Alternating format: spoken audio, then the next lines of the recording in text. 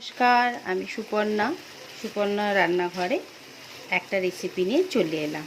তো আজকে আমি আপনাদেরকে বানিয়ে দেখাবো চিংড়ি কারি বা প্রন কারি। তো সেটা কিভাবে বানাচ্ছি, আপনারা তো নিশ্চয়ই বাড়িতে সবাই সবার মতো বানান। তো আমি আজকে আমার মতো বানিয়েছি, খেতে খুবই টেস্টি হয়। অবশ্যই এটা আপনারা বাড়িতে একবার ট্রাই করবেন।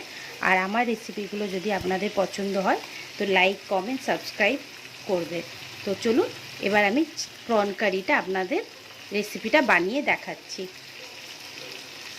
আমি চিংড়িটার মধ্যে আমি একটা লেবুর রস পুরোটা দিয়ে দিচ্ছি, আর অল্প একটুখানি নুন, ভালোভাবে এগুলোকে মাখিয়ে নিলাম। মাখিয়ে এটাকে এখন 10 মিনিট এইভাবে রেখে দেবো। চিংড়ি মাছটা পুরোটা সর্ষের তেলেই করব, তার জন্যে অল্প একটু সর্ষের তেল আগে নিয়ে নিলাম। তেলের মধ্যে আমি হাফ চামচ গোটা জিরে দিয়ে দিচ্ছি, আর দুটো ছোটো এলাচ আর দুটো লবঙ্গ দিয়ে দিলাম। এগুলো সব গরম হয়ে গেছে। এবার আমি একটা গোটা পেঁয়াজকে স্লাইস করে নিয়েছি, ওটা আগে দিয়ে দিলাম। দিয়ে এটাকে ভালোভাবে এখন নরম করে নেবো আগে।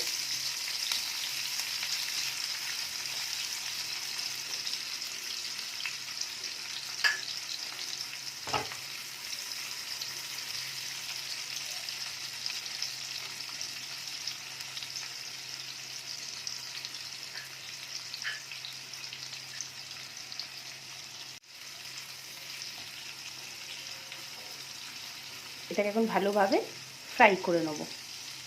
অল্প একটুখানি গোটা রসুন দিয়ে দিচ্ছি, ভিডিওটা হয়নি সেই জন্য আরেকবার আপনাদের দেখাবার জন্য করছি। এই দেখুন, এই যে গোটা গোটা আমি 4-5টা রসুনকে ছোটো ছোটো টুকরো করে এর মধ্যে দিয়ে দিয়েছি।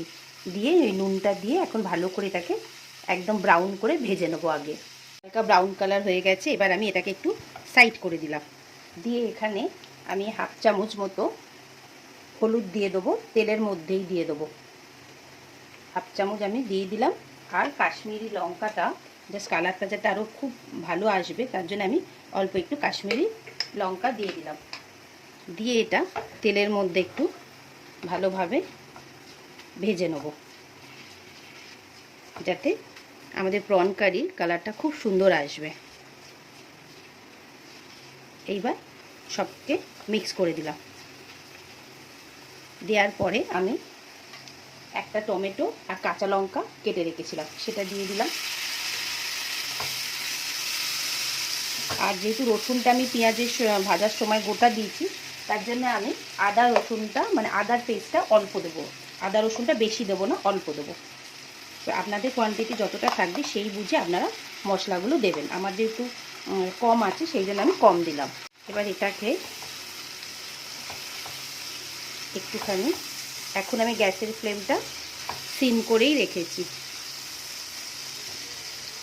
এর মধ্যে এখন আমি অল্প করে ধনে গুঁড়ো দিয়ে দেবো, বেশি দেবো না, অল্প হাফ চামচ আমি ধনে গুঁড়ো দিয়ে দিলাম, আর হাফ চামচ আমি জিরে গুঁড়ো দিয়ে দিচ্ছি। দিয়ে প্রত্যেকটা মশলাকে ভালোভাবে মিক্স করে নিচ্ছি। চামচ কাঁচা লঙ্কা গুঁড়ো, শুকনো লঙ্কা গুঁড়ো দিয়ে দিলাম। দিয়ে এবার গ্যাসের ফ্লেমটা একটু কমিয়ে রাখবো যতক্ষণ না টমেটোটা না পুরো গলে যাচ্ছে।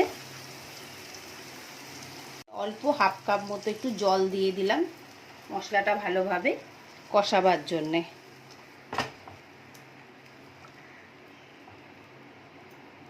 টমেটোগুলো অনেকটাই গলে গেছে, এটাকে একদম শুকনো করে আগে করে নেব, একদম জলটাকে মরিয়ে দেবো। ততক্ষণে টমেটোগুলোকে এরম খুন্তি দিয়ে ভালোভাবে চেপে চেপে দেবো।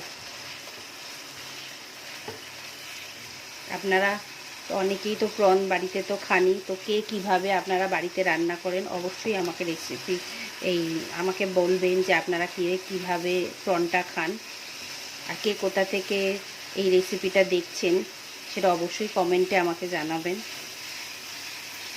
এই প্রনটা আমি লেবু আর নুন দিয়ে ম্যারিনেট করে রেখে দিয়েছিলাম, সেটা এবারে দিয়ে দেবো। দিয়ে ভালোভাবে মিক্স করে দেবো। আর গ্যাসের ফ্লেমটা আমি এখন বাড়িয়েই রেখেছি।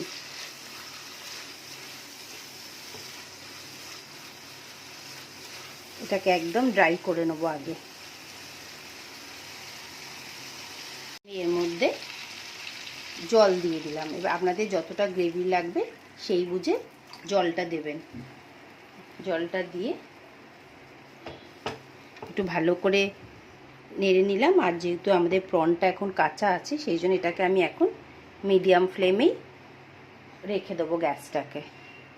অল্প একটু জাস্ট ব্যালেন্স হওয়ার জন্য মশলাগুলো একটুখানি আমি চিনি দিয়ে দিলাম। এটাকে 2-4 মিনিটের জন্য ঢাকা দিয়ে রেখে দিলাম। চিংড়িটা একদম ড্রাই হয়ে গেছে। এখন আমি অল্প একটু ধনেপাতা ওপর থেকে দিয়ে দিলাম।